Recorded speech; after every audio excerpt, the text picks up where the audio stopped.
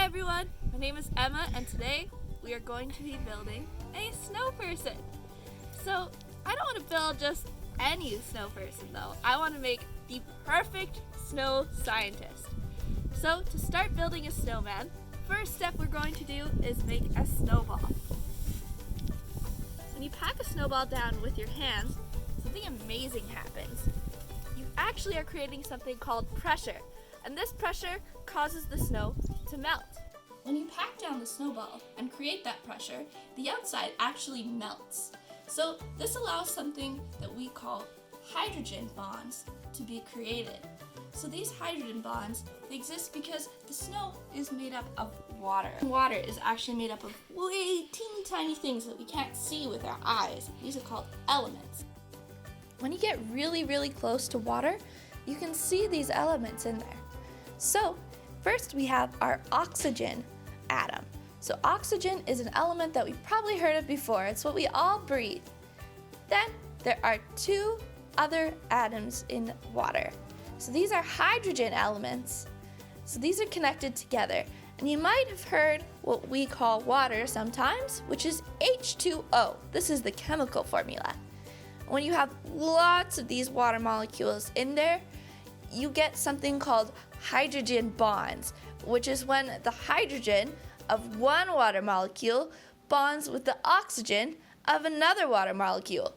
And when you put a bunch of them together, they all have this bond there. So that makes it really sticky, kind of like glue, and it makes the snow stick to the other snow. So when it cools down and it becomes ice again, these still exist, and that makes it really strong. And that's how we can make snowballs.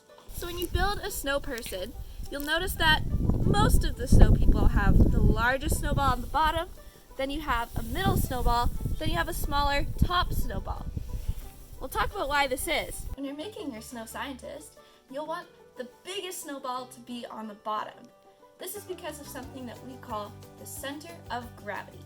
To show you what this means, I'm going to give you a little demonstration with this pencil. This is just a regular pencil. So pencils, just like everything, have something called a center of gravity.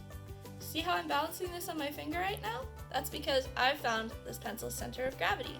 It lets me balance it. And see how low it is to my finger, right? It's right there. But if I take the pencil and I put it like this, it's really difficult to balance. You see how wobbly it is? I can't even hold on to it. It just flew out of my hands. So that's because the center of gravity is really high up when I hold it that way.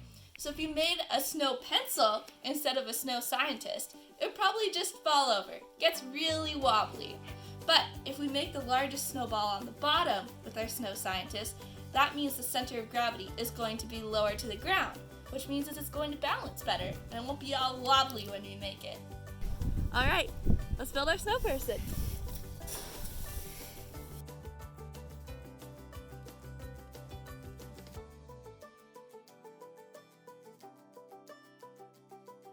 I had to change my gloves because I was cold. Always got to make sure that you're warm when you're outside. Do you need a hand, scientist? I think I'm good. I think that's the base. So it's going to be the lowest part of our snowman, which means the other parts have to be slightly smaller.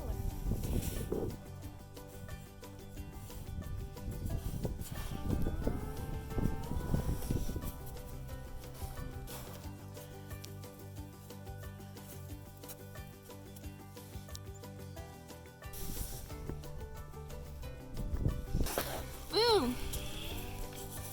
There's my snow scientist. I would love to see what creative snow scientists or creative snow people that you come up with. Please share them with us. And check back to see more videos at DiscoverE. Woohoo!